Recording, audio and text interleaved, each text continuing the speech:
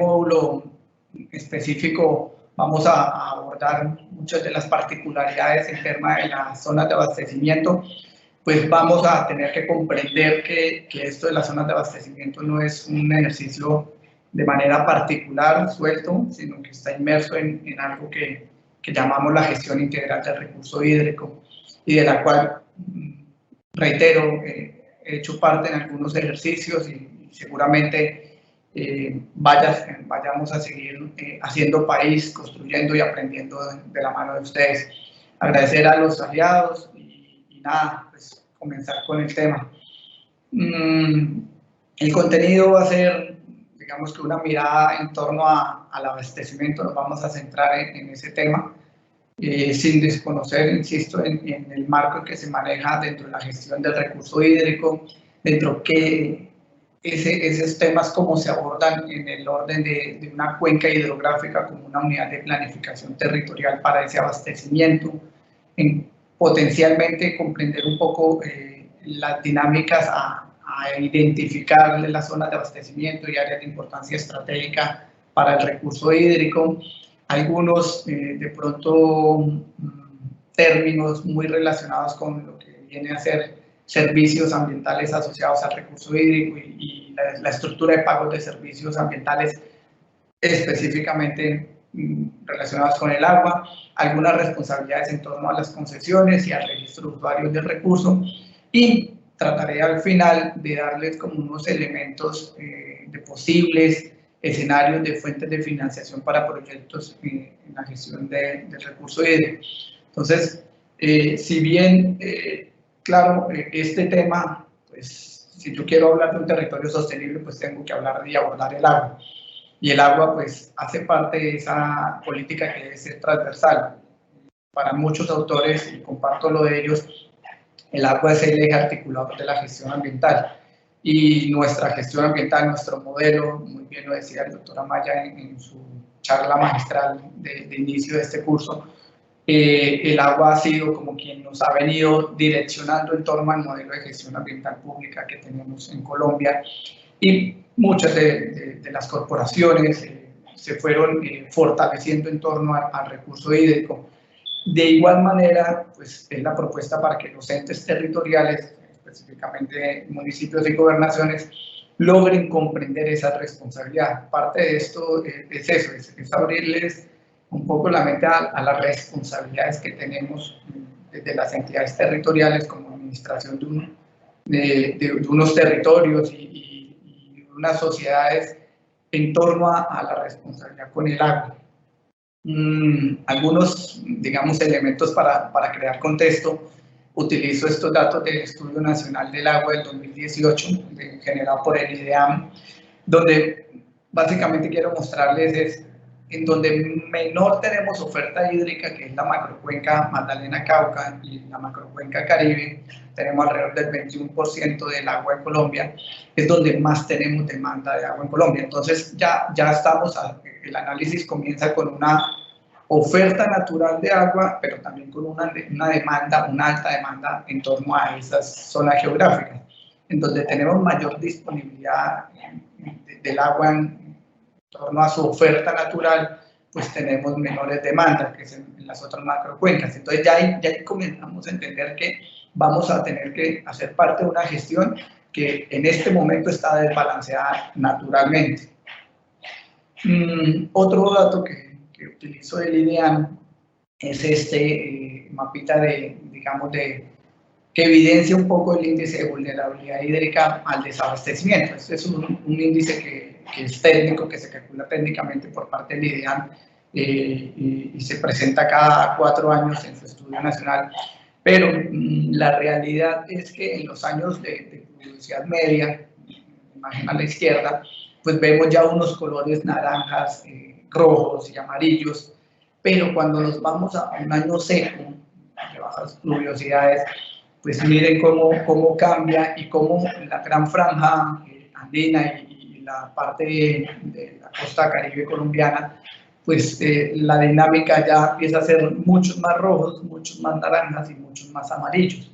Y eso lo que nos está traduciendo es que hay muchos de nuestros municipios y pues lógicamente inmersos en gobernaciones, en departamentos, que potencialmente ya hoy los estamos identificando con una vulnerabilidad hacia el desabastecimiento en torno a cabeceras municipales. Más adelante de pronto vemos algunos datos más al detalle, pero esto es un llamado de atención a todo lo que tenemos como responsabilidad.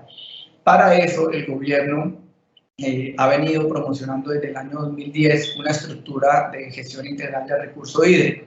Entonces sabemos y conocemos que ya hay una política nacional que viene a cumplir unos plazos. Ahorita, precisamente finalizando el 2020, esperaríamos que a principios de 2021 podamos hacer una evaluación de qué tanto llegamos a cumplir o avanzar en esta propuesta nacional de gestión integral del recurso hídrico a nivel de política de Estado. Rápidamente, hay unos principios en los cuales todos ciudadanos y entes territoriales pues debemos tener claros en la gestión. El bien es un bien de uso público y eso significa que es responsabilidad de todos, ¿sí? La conservación de ese recurso es responsabilidad de todos. El uso prioritario, pues, lógicamente, es el consumo humano y doméstico por encima de todos los demás usos. Para Colombia, declarado en la política, el agua es un recurso estratégico, y estratégico significa casi que a nivel de la oferta minera y de la oferta de hidrocarburos. Entonces, eso nos posiciona en términos de responsabilidades en la gestión del agua. Integridad y diversidad. Reconocemos que Colombia es un país multidiverso, multiétnico, pluricultural, con diversidad territorial, y eso pues también tiene una incidencia en la forma de gestionar el agua. Insistimos en la cuenca comunidad fundamental para la planificación y la gestión de ese patrimonio hídrico. Hay un principio también de usar racionalmente el agua que nos ponen a disposición. El otro principio tiene que ver con la participación y la equidad. Entonces, como es gestión del agua y como es de bien de uso público, pues deberíamos permitir el enfoque participativo, todos opinando en torno a, y todos ciudadanos, comunidades y los demás, digamos, actores en torno a la sectorialidad productiva. Y el último principio en la gestión integral del recurso hídrico pues tiene que ver con el mejorar la investigación, que eso nos suministre buena información y con la buena información fidedigna, detallada, técnica, podamos tomar las mejores decisiones en torno a la gestión del agua. La cuenca, entonces la cuenca hidrográfica, ¿por qué se nos vuelve, digamos, de alto interés para este tema de zonas de abastecimiento? Entendamos la cuenca no es solo agua, la cuenca es un territorio, ¿sí? Es un espacio geográfico que el eje articulador es el agua, pero en ese espacio geográfico pues hay una interacción entre los componentes físico-bióticos, socioeconómicos, culturales, que dan un contexto específico a cada una de esas cuencas. Entonces el IDEA pues claramente tiene definido áreas hidrográficas, zonas hidrográficas, subzonas y unos niveles subsiguientes que normalmente conocemos como cuencas y subcuencas y microcuencas. La idea ¿cuál es? Comprender que nuestros municipios están inmersos en una cuenca, ¿sí? No es un ente territorial allá aparte ajeno a, sino que está inmerso en una dinámica hídrica, en una zona hidrográfica importante que seguramente tenga incidencia no solo en las comunidades propias del territorio, responsabilidad de usted, sino tenga una interrelación en términos del agua con otros vecinos, con otras poblaciones colindantes, y que potencialmente tengamos que ponernos de acuerdo y coordinar muchas acciones con la autoridad ambiental, con los institutos de investigación en algunos momentos, con la unidad administrativa del sistema de parques nacionales en algunas instancias y otros entes territoriales. Aquí que hay que resaltar, pues, hay toda una estructura normativa en términos de cómo hacer la ordenación y el manejo de cuencas. Alguna salvedad, de pronto en las diapositivas donde vean mucho texto es porque tomé, digamos, casi que al detalle la información presentada en términos normativos. Lo dejo también porque esta presentación pues, va a estar disponible para ustedes como material de consulta. Dentro de ese análisis entonces de las cuencas, pues los planes de ordenamiento territorial, los planes de ordenación y manejo de cuencas asumen un papel preponderante porque, según lo determina la ley, tienen una superioridad jerárquica como un determinante ambiental de los esquemas, de los planes básicos o de los planes de ordenamiento territorial. Es decir, los municipios deberían articularse con las propuestas que están plasmadas en los planes de ordenación y manejo de cuencas. Eso es un comentario que vale la pena tener presente. Y hay otro que normalmente es para más responsabilidad un poco de las autoridades ambientales regionales, tiene que ver con que la ordenación pues prioriza, tiene unos criterios de priorización. Aquí hago saltar en dos. Uno, pues lógicamente aquellas cuencas donde se suministra, donde sean abastecedoras para el consumo humano. Y dos, pues digamos algunos elementos ecosistémicos como los páramos, subpáramos, nacimiento de agua, humedales, ronda hídrica y zonas de recarga de acuíferos. Entonces, aquí es donde empezamos a entender la relación que hay entre la adecuada planeación de la ordenación de las cuencas con el suministro de agua para los acueductos, sobre todo en cabeceras municipales. Entonces, este escenario nos lleva a ir adentrándonos en el recurso hídrico, en el marco del PONCA, pues como un determinante ambiental, pero a su vez también nos lleva a tener claridad que hay otros dos determinantes en términos ambientales que pueden tener relación con nuestros abastecimientos. Dentro del PONCA hay que también incluir las variables de gestión del riesgo y la gestión del cambio climático. En la gestión del riesgo, pues lógicamente hay que tener en cuenta ciertas situaciones que puedan amenazar por movimientos en masa, inundaciones, avenidas torrenciales, el abastecimiento de las poblaciones. Muchos municipios les ha sucedido, ¿cierto? Hemos encontrado municipios que en momentos de alta pluviosidad, pues se han visto afectados por estos eventos que lo que hacen es de pronto colmatar o transformar la infraestructura, a veces hasta destruir completamente la infraestructura de abastecimiento en una cabecera municipal o en zonas rurales. Y en términos de gestión del cambio climático, lo que nos sugieren es que lógicamente debemos delimitar áreas de aguas superficiales y subterráneas para el abastecimiento por los escenarios de vulnerabilidad en términos del cambio climático. Esto también tiene que ver un poco con las imágenes del mapa que le mostraba el índice de vulnerabilidad al desabastecimiento. Entonces, algunos datos de la Contraloría en torno al recurso hídrico como determinante ambiental. Según su evaluación con datos 2018, solo el 9% del territorio nacional ha incluido estos determinantes ambientales en sus instrumentos de planificación, es decir, solo el 9% de los municipios en Colombia, a través de sus estructuras de ordenamiento territorial, han incluido el tema del agua como un determinante ambiental dentro de sus ordenamientos, planes de ordenamiento, planes básicos o esquemas. Y lógicamente esto debe ser priorizado en las agendas municipales y departamentales. Entonces, aquí ya hay un llamado de atención en torno a que son pocos los ejercicios que se han hecho en el país para poder llevar a identificar esto como realmente un determinante ambiental. Aquí es un trabajo muy en colaboración y articulado con las autoridades ambientales. Digamos que en este ejercicio los entes territoriales no están solos, deben trabajar mancomunadamente, generando esfuerzos compartidos con las autoridades ambientales de la jurisdicción en especial donde estén. Si hay algún municipio también donde tenga incidencia, lógicamente, áreas protegidas del orden nacional, pues ahí también debe hacer participación la unidad administrativa del sistema de parques nacionales y otros entes territoriales que podrían aportar en torno a esa mejora en la planificación o en el mejor desarrollo de los instrumentos de planificación territorial. Esta diapositiva creo que reúne muchas situaciones en torno al abastecimiento en Colombia y específicamente yo se las presento ahí encerraditas en rojo, donde se abordan en cada uno de la gestión integral en Colombia tiene como 6 objetivos y se analiza bajo esa óptica. oferta, demanda, calidad, riesgo y fortalecimiento institucional y gobernabilidad.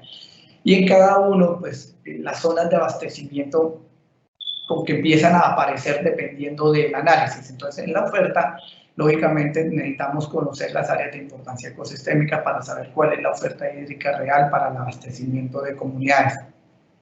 El índice de retención y regulación hídrica es un insumo técnico para conocer esa oferta y saber hasta dónde y en qué grado podríamos estar expuestos a vulnerabilidad hídrica al desabastecimiento, que tiene que ver aquí con el objetivo del riesgo. En términos de la calidad hídrica, hablamos de la alteración potencial de la calidad del agua. Es importante entender que los análisis para el abastecimiento también involucran la variable calidad. Es decir, cuando hablamos de la disponibilidad de agua, hablamos de disponibilidad en cantidad y en calidad. Yo puedo tener de pronto una buena oferta en cantidad, pero esa cantidad de agua la puedo tener altamente alterada por diferentes factores contaminantes, que potencialmente lo que me está haciendo, lo que me está exigiendo son esfuerzos tecnológicos para poder llevar esa calidad de agua X a una calidad que cumpla con los parámetros requeridos para ponerla a disposición de las comunidades. Entonces, por eso la calidad también tiene que ver un poco con el tema de las zonas de abastecimiento y de esa oferta de agua para el abastecimiento público. El índice del uso del agua potencialmente está ligado con el tema de conflictos por el uso.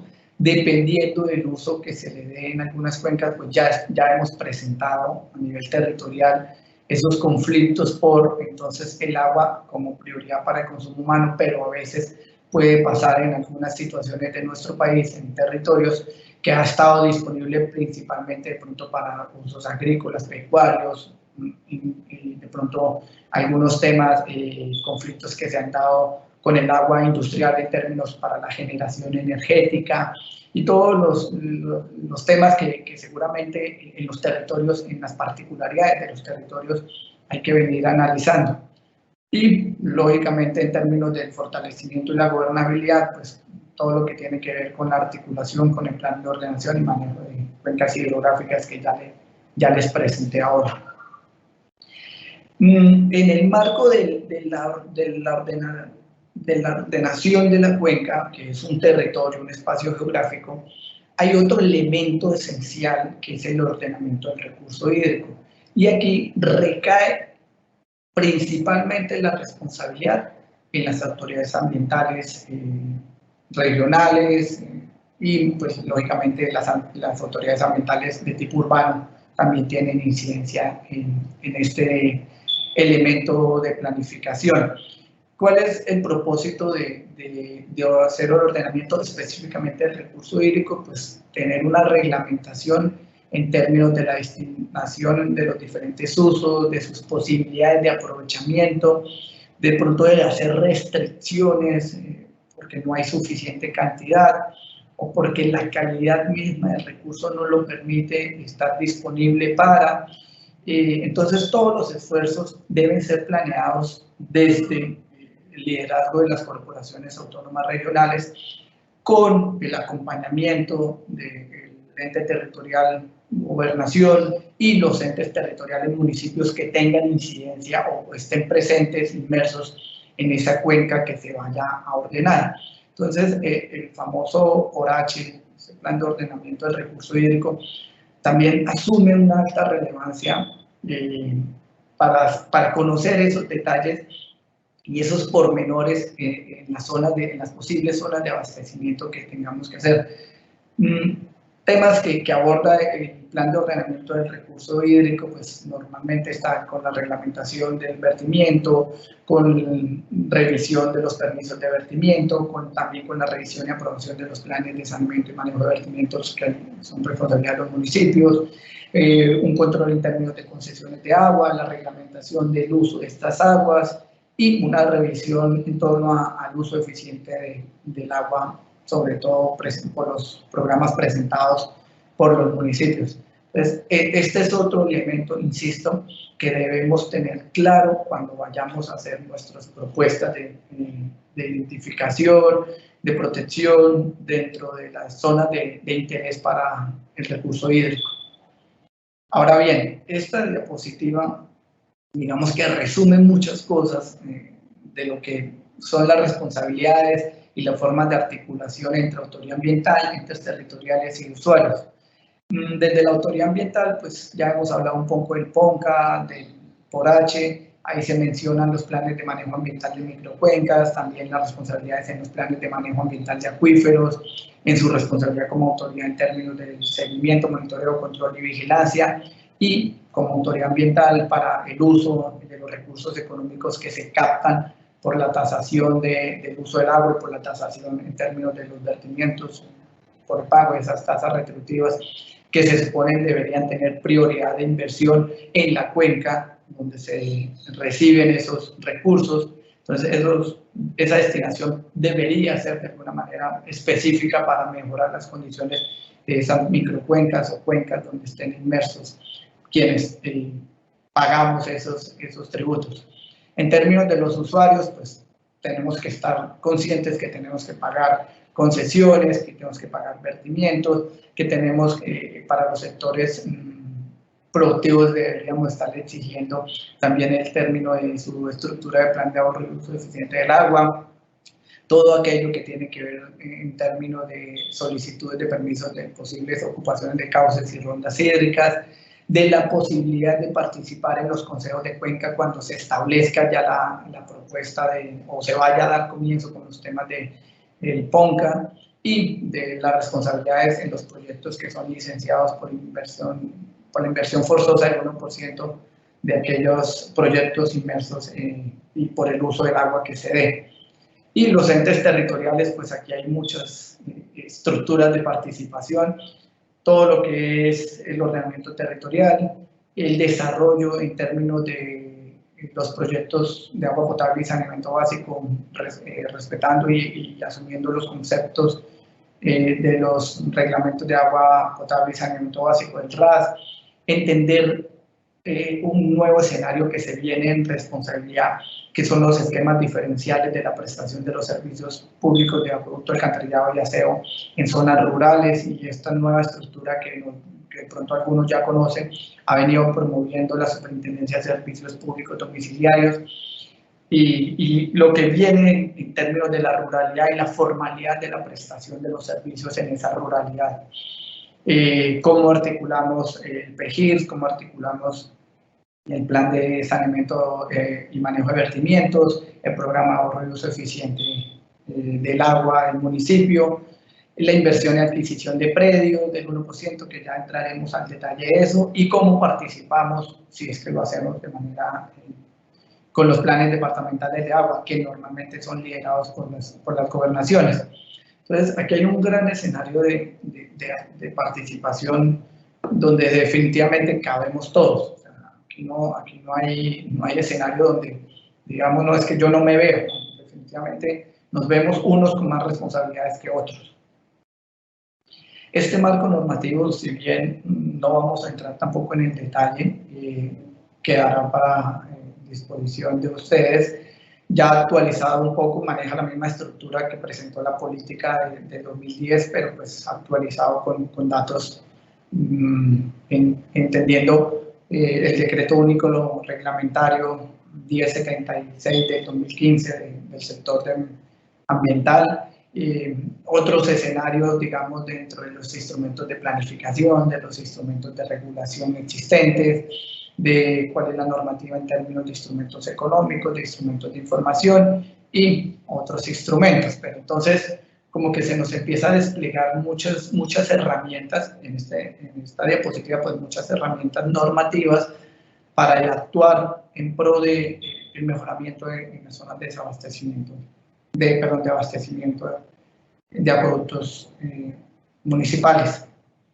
Ahora bien, ¿por qué todo este contexto en torno a esas responsabilidades adquiridas? Porque los departamentos, los municipios deben sí o sí promover y ejecutar las políticas nacionales. Entonces, como tenemos una gran política en torno al recurso hídrico y toda una serie de elementos técnicos, de instrumentos de planificación, ellos deben ser, digamos que adoptados y acatados también por nuestros entes territoriales, en este caso por los departamentos, lógicamente tratando de dar apoyo presupuesal, técnico, financiero, administrativo a la autoridad ambiental en el orden regional y a los municipios que están inmersos en ese departamento. Y otra responsabilidad que tienen es apoyar la declaratoria y el manejo efectivo y la consolidación de áreas de conservación ambiental y protección para el recurso hídrico en este ejercicio que estamos hoy, que estamos analizando hoy. Para los municipios, pues las responsabilidades siguen siendo, las responsabilidades ambientales es en el manejo adecuado de vertimientos y de estas emisiones líquidas que son responsabilidades de los municipios, y eso generan una afectación en torno a la calidad, y al afectar la calidad debo de tener disponible el recurso, y al dejar de tener disponible ese recurso hídrico, pues voy a ver afectado el abastecimiento de algunas posibles comunidades. Todo lo que tengamos que ver en términos de la reglamentación, regulación, un poco de los cauces y corrientes, participar, promover, cofinanciar, ejecutar coordinadamente con las autoridades ambientales esa tarea y, lógicamente, acatar el régimen de uso que se establezca por ecosistemas de importancia estratégica. Muchas veces esos ecosistemas entonces ya tienen algunos elementos estructurales de planificación como planes de manejo ambiental, como son los distritos regionales de manejo integrado. Algunos en Colombia ya han avanzado a sus planes de manejo integral. Las zonas, las áreas protegidas del orden nacional también están avanzando en su formulación de los planes de manejo ambiental. La responsabilidad de las autoridades ambientales regionales dentro de su sistema regional de áreas protegidas, el CIRAP, sería ir avanzando también en la estructuración de ese plan de manejo. Entonces, es un territorio que estamos compartiendo, pero que ese compartir pues significa realmente entender la responsabilidad de todos en torno a el recurso hídrico.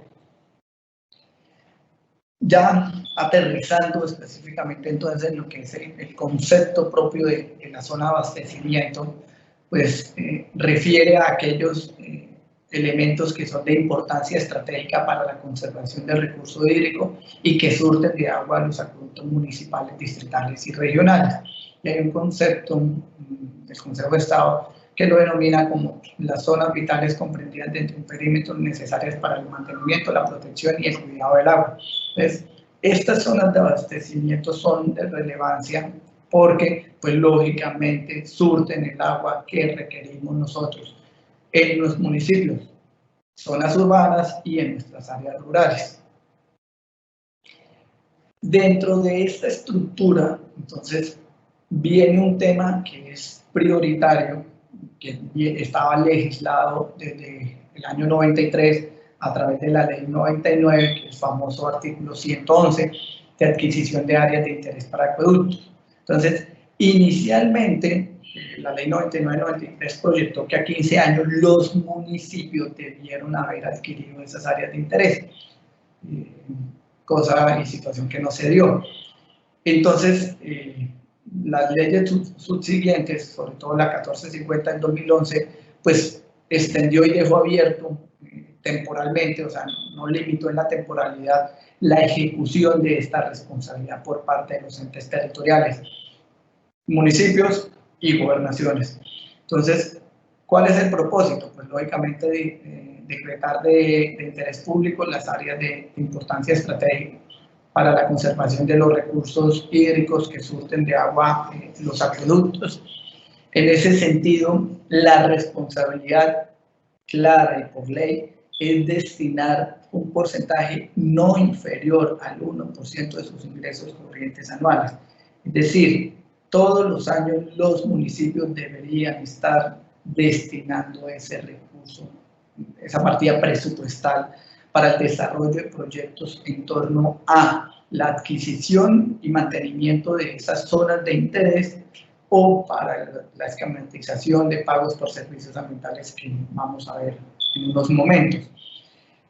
Es responsabilidad de administrar esas zonas principalmente los municipios, pero lógicamente de forma coordinada con la autoridad ambiental regional y en la medida de lo posible con la participación de la sociedad civil y siempre y cuando tenga incidencia en la unidad administrativa del Sistema de Parques Nacionales de Colombia.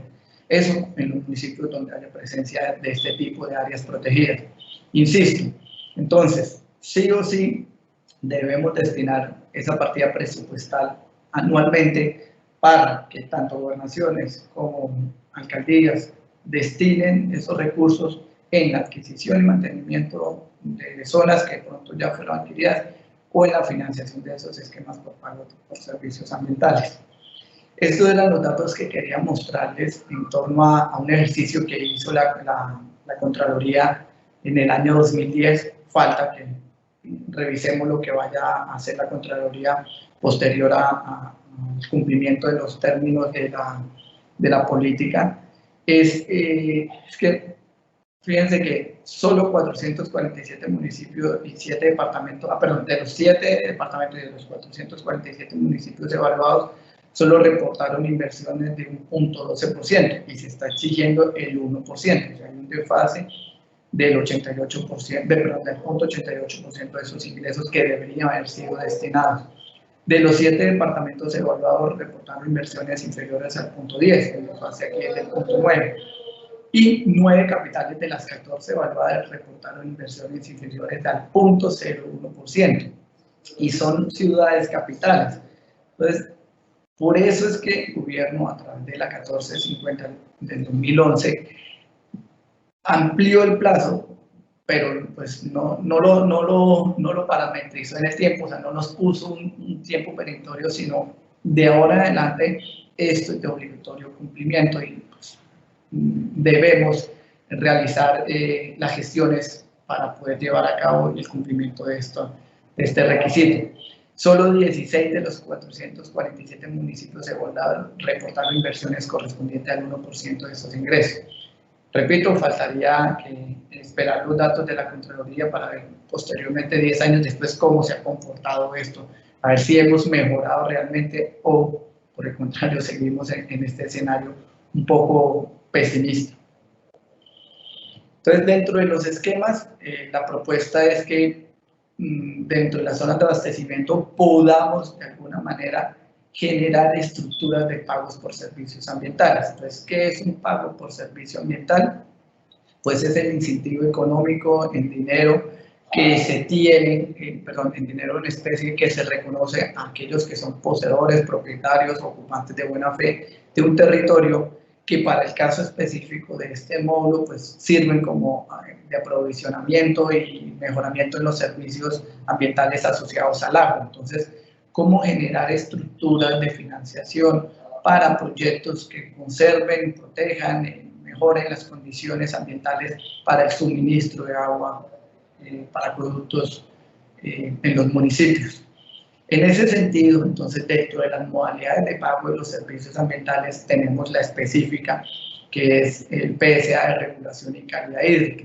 Entonces, ¿cómo realmente ya hay un marco normativo desarrollado que nos permite tener en cuenta todos los elementos técnicos, administrativos y jurídicos para poder desarrollar estos esquemas de pagos por servicios que permitan el mejoramiento para el abastecimiento del agua en términos de cantidad y calidad, lógicamente priorizando aquellas zonas, digamos, de cuencas o microcuencas que son abastecedoras, y en ese sentido, pues, tendríamos que orientar los esfuerzos a estos ecosistemas estratégicos, a estos predios que presentan nacimientos y cuerpos de agua, zonas de recarga de acuíferos, zonas de importancia de regulación hídrica, también las zonas que potencialmente pueden servir como regulación y amortiguación en procesos de fenómenos hidrometeorológicos que puedan afectar la disponibilidad de esa agua para los acueductos municipales, urbanos y en zonas rurales. Entonces, este escenario nos permite tener claramente una posibilidad, otro ejercicio, no solo en adquirir los predios, sino en pensar en esquemas de financiación. El decreto 1007 del 2018 ya habla de algunas situaciones específicas a tener en cuenta en términos de la conservación y recuperación de estas áreas estratégicas para los recursos hídricos que surten de agua a los acueductos, específicamente a quienes aplica entonces las autoridades ambientales, entes territoriales, municipios y gobernaciones y demás personas públicas o privadas pueden estar promoviendo, diseñando e implementando proyectos de PSA, financiar o cofinanciar tanto con recursos públicos o privados. Algunas estructuras ya se han manejado en Colombia, se están creando las propuestas de los fondos del agua, lógicamente con una visión de territorios sostenibles, pero pensando que el agua como eje articulador y como principal función el agua para los usos domésticos, consumo humano y potencialmente para las actividades agropecuarias en zonas rurales. Además, pues también hay que tener en cuenta que debe haber una caracterización de los beneficiarios de este incentivo y esa definición, pues, lógicamente ya viene en el desarrollo propio del esquema. Entonces, ¿quiénes potencialmente sí van a ser estos posibles beneficiarios y cómo va a ser el instrumento de pronto de acción en términos de incorporarlo dentro de la propuesta de planificación financiera, presupuestal de un municipio y, bueno, técnica y normativa? Se focalizan algunas áreas, se supone que deberían estar registradas estas áreas en el Registro Único de Ecosistemas y Áreas Ambientales y en el Registro Nacional de Áreas Protegidas cuando tienen estas características, y hay unos, digamos que hay unos valores agregados siempre y cuando el ente territorial haya sido priorizado en el tema del posconflicto. Hay unos comentarios ahí específicos para estos municipios que tienen esta denominación. Específicamente, entonces ya cuando tenemos una caracterización de esos predios de interés, pues lógicamente hay que tener unos criterios técnicos para poder aterrizar el esquema, y dentro de esos criterios, características principales están que ojalá cuenten con mayor proporción de cobertura natural y que esta de pronto tenga alto riesgo de transformación por la expansión de la frontera agropecuaria, que potencialmente sirvan también como puntos de conectividad ecosistémica y biológica con otras áreas de interés, sobre todo áreas que han sido ya denominadas de conservación o de protección. Y cuando de pronto ese punto, ese interés, ese predio, esa zona, pues concurran no solo los servicios ambientales relacionados con el recurso hídrico, sino con las otras categorías de servicios ambientales que se definieron en el 1007. Esto es otro tema de alto interés seguramente para ustedes, municipios y gobernaciones, porque este artículo nos permite generar inversiones, recursos, por fuera de la jurisdicción del municipio. Entonces, he conocido algunos casos, lógicamente, que la zona de abastecimiento del acueducto metropolitano o el acueducto municipal del municipio A proviene de la zona del municipio B o C.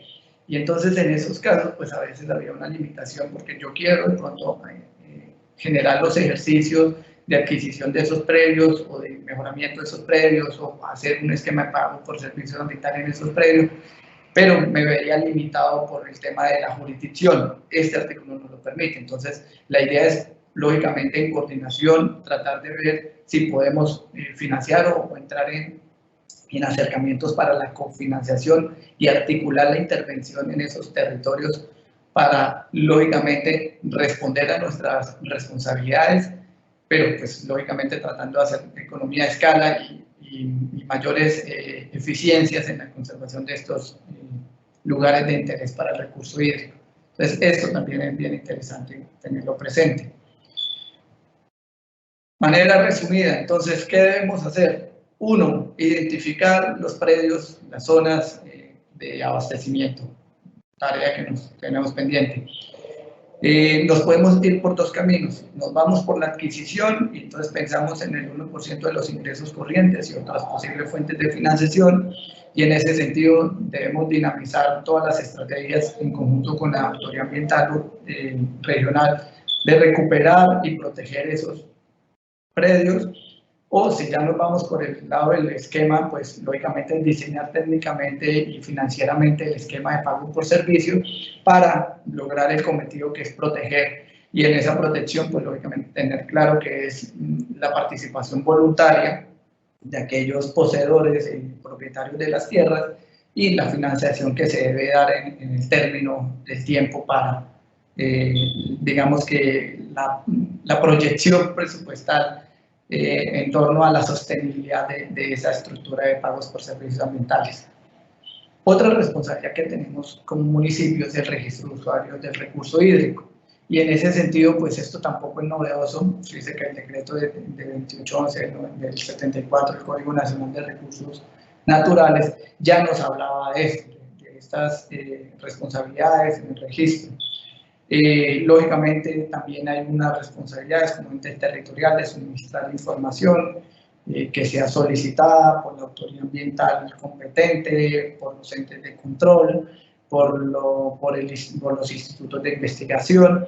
Todo eso, pues lógicamente con el fin último de aportar en el principio de investigación e información, sobre todo en información. Recuerden, entre más y mejor información, mejor va a ser la toma de decisiones al respecto.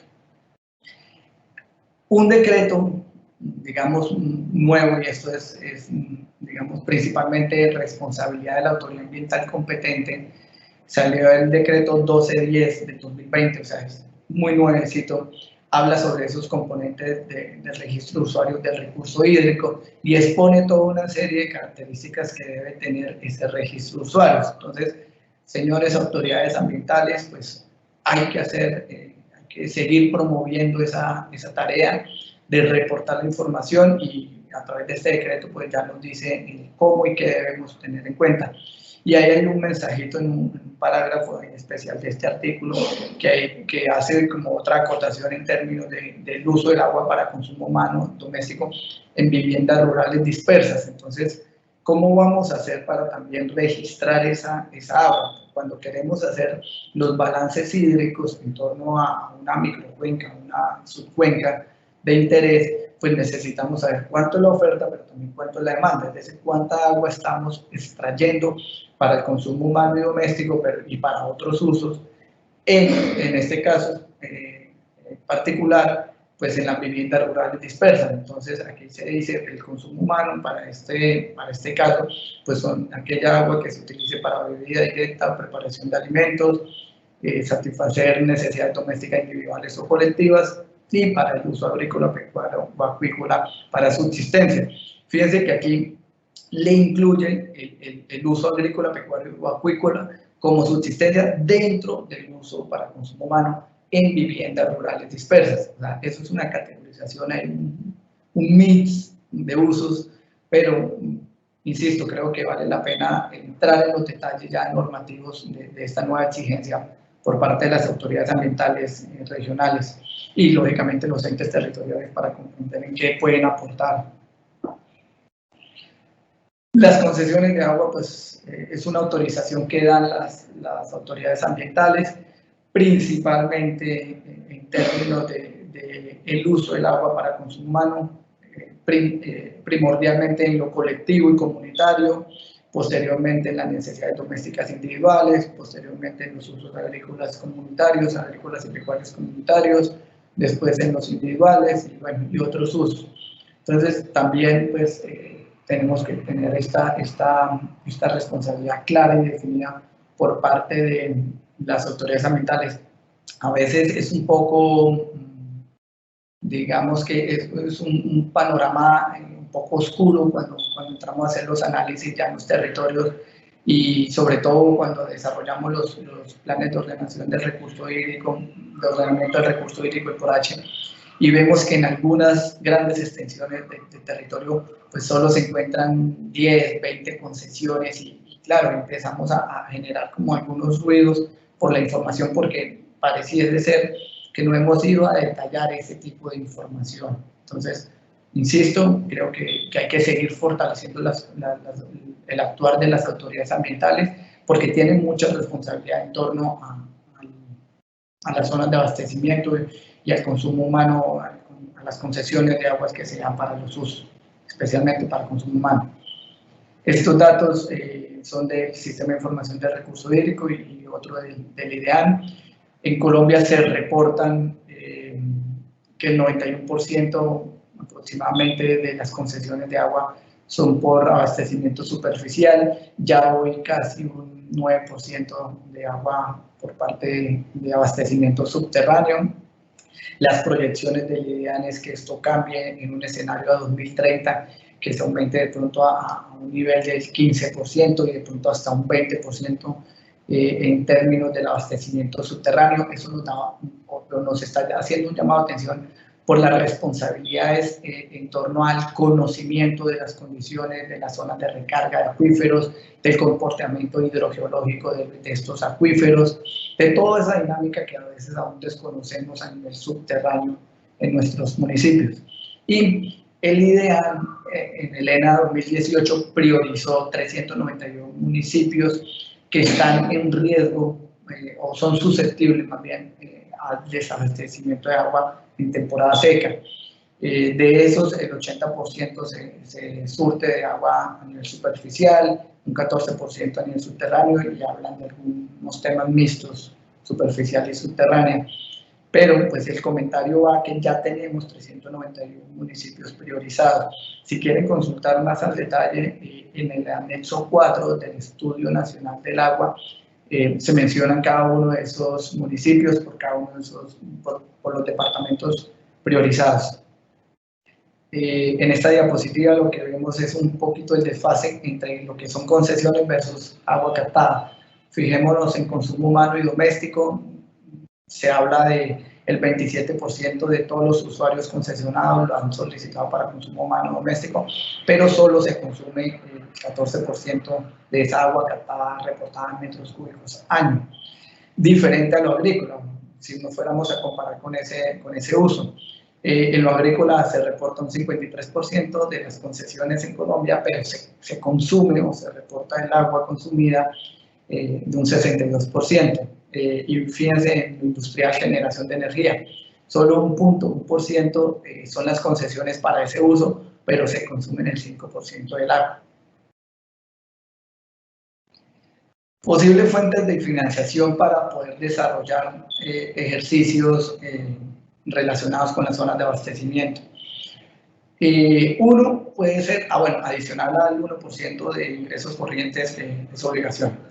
De destinación del 1% por inversión forzosa de los proyectos que se realicen por licenciamiento ambiental, o sea, que van por la estructura de licenciamiento ambiental, deben destinar el 1% del valor del proyecto, del valor global del proyecto, para protección de la cuenca donde se genera el proyecto. Lógicamente dice que por el uso del agua, pues, no conozco ningún proyecto que no haga uso del agua, entonces aquí para mí caben todos los proyectos por licenciamiento ambiental. En el escenario que ya se haya adoptado el PONCA de esa cuenca, se puede entonces hacer acciones de protección, conservación y preservación a través de restauración ecológica y de recuperación de áreas que, lógicamente, en este caso, pues, surtan de agua a acueductos municipales y distritales y regionales. Y en el caso donde, pues, digamos, no tengamos el PONCA aún, se puede tomar estos recursos, lógicamente, en concordancia con la autoridad ambiental, y pensar cómo llevarlo a cabo a través de la adquisición de predios y mejoras de áreas y ecosistemas de interés estratégicos para recursos naturales, específicamente en el agua. En caso de la compra de predios, pues lógicamente, como vienen de unos recursos potencialmente que son privados, de un desarrollador de un proyecto, pues la titularidad debe ser pasada a cualquier, digamos, institución del orden estatal. Si está en un parque nacional, pues al parque o al departamento o al municipio, o si son resguardos indígenas. En fin, esa titularidad en los predios debe quedar muy clara por parte hacia el Estado. Potencialmente también los incentivos forestales para conservación pueden ser destinados para la gestión del recurso hídrico y las zonas de abastecimiento, porque así lo permiten. Si bien la idea es conservar en predios ecosistemas naturales boscosos, En el numeral 4, pues se habla específicamente de los bosques que se encuentran en cuencas hidrográficas que surten de acueductos veredales municipales. Aquí hay unas salvedades que no se otorga el incentivo a las áreas que ya son propiedad de la nación, ¿sí? Entonces, pues ahí podríamos revisar la forma, la estructura de cómo ese incentivo también podría participar en la esquematización de un pago por servicio ambiental o de mejoramiento en términos del aislamiento. Bueno, pues, habría que ir detallando la forma de actuar, pero esto es un escenario que deberíamos empezar a explorar desde los entes territoriales. El sistema general de regalías también nos permitiría hacer inversiones en términos de lo que es la gestión integral de recursos hídricos. Si bien, lógicamente, hablamos de proyectos de inversión, hay un ítem específico que habla de ambiente y desarrollo sostenible, y dentro de ese ambiente y desarrollo sostenible les dejo ahí muy encerradito el punto 3, que habla de gestión integral de recursos hídricos. Entonces, yo puedo, a través de la propuesta, lógicamente, de un proyecto, pues presentarle al sistema general de regalía y todo su trámite y su proceso a través de los OCAT, un proyecto en torno al mejoramiento o al fortalecimiento de las estructuras de abastecimiento de agua, no solo en temas grises, o sea, de infraestructura física, sino en la gestión de la cuenca abastecedora. Entonces, habría que explorar también esa situación. Dentro de este sistema general de regalías, pues específicamente también hay unos recursos para municipios ribereños del Río Grande de la Magdalena y del Canal del Dique. Estos ya son específicos, pero también podría analizarse la posibilidad de explorar estas posibilidades. Otra fuente de financiación, pues lógicamente tenemos que ser muy expertos y aprender muy rápido de los proyectos de cooperación para el desarrollo, bilateral y multilateral. ¿Por qué ellos nos podrían patrocinar? Pues lógicamente porque hay que decirles que todo lo que estamos haciendo en torno a la gestión del agua y estas zonas de abastecimiento le apuntan a un cumplimiento de metas de objetivos de desarrollo sostenible, específicamente pues al objetivo 6, directamente como asegurar la sostenibilidad de la extracción y el abastecimiento de agua dulce. En el término del objetivo 12, gestión sostenible y eficiente de los recursos naturales. En el objetivo 13, en el 15 y en el 17, en términos de la creación de capacidades eficaces y eficientes y la relación entre países. Entonces, también podríamos explorar esa forma de potenciar proyectos, de desarrollar proyectos de cooperación que le apunte al fortalecimiento de las responsabilidades para el abastecimiento del agua en nuestros territorios. Conclusiones. Bueno, una primera conclusión relacionada con el tema está entendida como: nos falta hacer un inventario exhaustivo de las áreas de importancia para el suministro del agua de acueductos locales y regionales. Es decir, nos falta detallar aún más esos inventarios, más aún cuando vemos esos datos de la Contraloría que preocupan un poco. Hay poca eficiencia y vigilancia ya cuando tenemos las áreas adquiridas, en cómo proteger esas áreas, en cómo realmente ver que no se van afectadas por actividades productivas, sobre todo en aquellas actividades de la expansión de la frontera agrícola y pecuaria y la extracción de manera selectiva de esos predios que son de interés. Hay muchos entes territoriales que aún no cuentan con capacidades técnicas suficientes para formular proyectos de PCA por servicios hídricos y la gestión de áreas para la provisión del agua, que de alguna manera incluye estos mecanismos financieros para conseguir eso. Entonces, debemos seguir mejorando, aprendiendo, puliéndonos un poco en la estructura y en la formulación de proyectos para que sí demos respuesta a través de la rigurosidad técnica, jurídica y administrativa a estos esquemas. De los 391 municipios priorizados en Colombia, estos están incluidos en 24 departamentos. Ojo, estos departamentos, Santander, Cundinamarca, Boyacá, Tolima y Bolívar, se encuentran la mayor cantidad de municipios susceptibles al desabastecimiento hídrico en temporada seca. Por favor, revisar el Estudio Nacional del Agua y muy claramente esos escenarios de desabastecimiento que nos está alertando el IDEAN. Se presenta una reducción de la oferta hídrica por sobreutilización, eso está claro, o sea, y posibles conflictos por términos de la intervención en la protección boscosa de estas cuencas de abastecimiento, y esto también los escenarios que se nos están dando en conflictividad por el uso del recurso hídrico. Y se evidencia un bajo nivel en la estructuración de proyectos que aborden las necesidades de las zonas de abastecimiento de importancia estratégica y pagos por servicios ambientales relacionados con el recurso hídrico, sumando un bajo análisis estratégico para diversificar las fuentes de financiación. Insisto, necesitamos sí o sí ser más estratégicos en la gestión de nuestros territorios, en las zonas abastecedoras de agua para nuestros municipios y gobernación, bueno, para los acueductos municipales y regionales. Muchísimas gracias por su atención. Eina, Daniel, quedó a disposición. Joan, muchas gracias por esta cátedra tan espectacular. Todos hemos escuchado atentamente lo que nos has explicado y concuerdo con todos los chats que hemos recibido. Estamos muy satisfechos. Muchísimas gracias por tu tiempo. Y bueno, tenemos cualquier cantidad de preguntas. Nos han llegado de todas partes. Tenemos acá una muy importante. Bueno, vamos a aclarar que por temas de tiempo vamos a decir unas 3 preguntas. Las demás las tenemos ya en nuestra base de datos para luego subirlas al Canvas y que ustedes puedan tener todas las respuestas a la mano.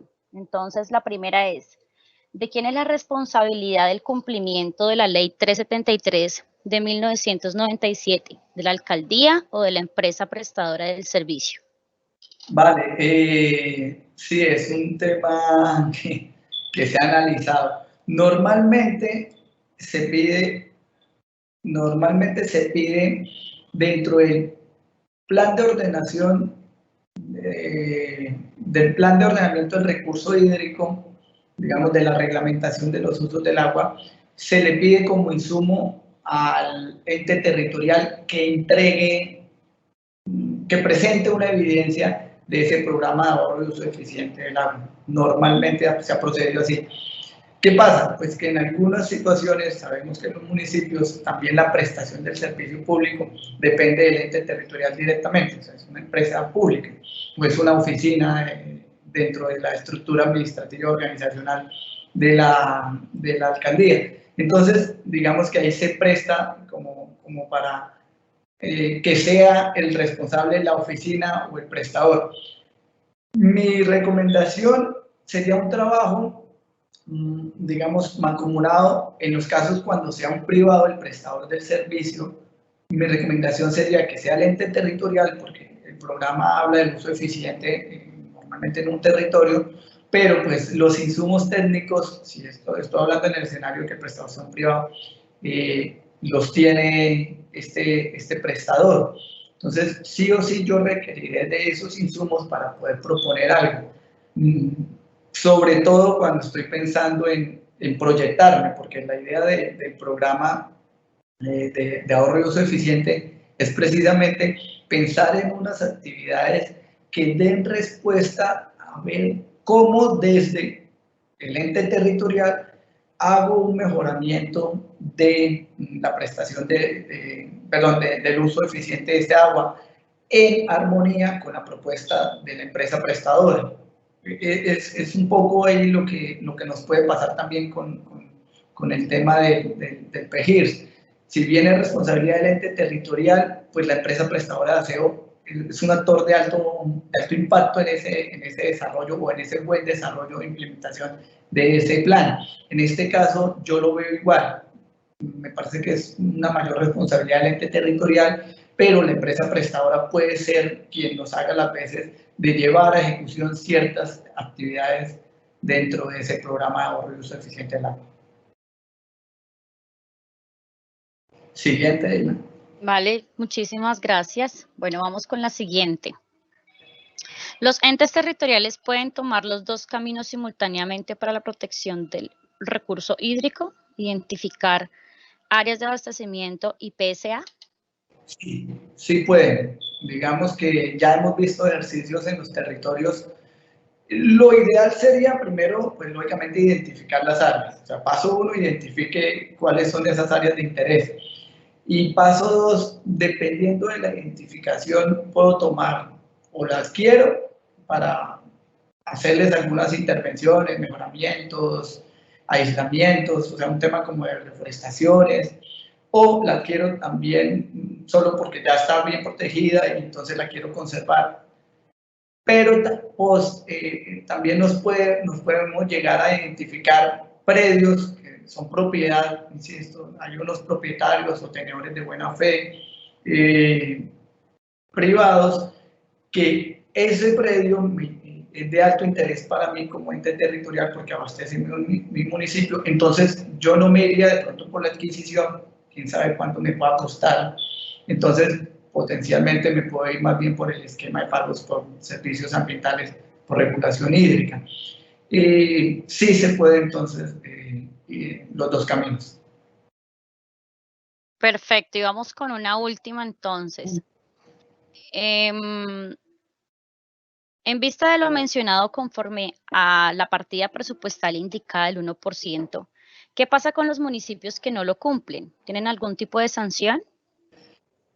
Creería yo que ya viene ese escenario. O sea, el primer ejercicio que hizo la Contraloría fue en el marco del cumplimiento del 111 de la Ley 99, que dijo 15 años, o sea, a 2008, el corte que ellos hicieron fue, pues, dando ese periodo, evaluemos, los datos salieron en 2010 y digamos que no hubo mayor rigurosidad en la aplicación y sanciones al respecto.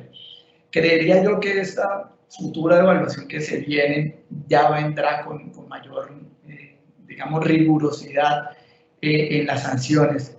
Mi recomendación, insisto, para los entes territoriales es que empecemos a tener en cuenta esta responsabilidad, porque sí puede pasar que ahora, ya como dijimos, ya dimos 15 años, ahora 10 años más, y como que no hemos hecho la tarea, estaría mal visto. Entonces, sí se puede entrar en un tema sancionatorio.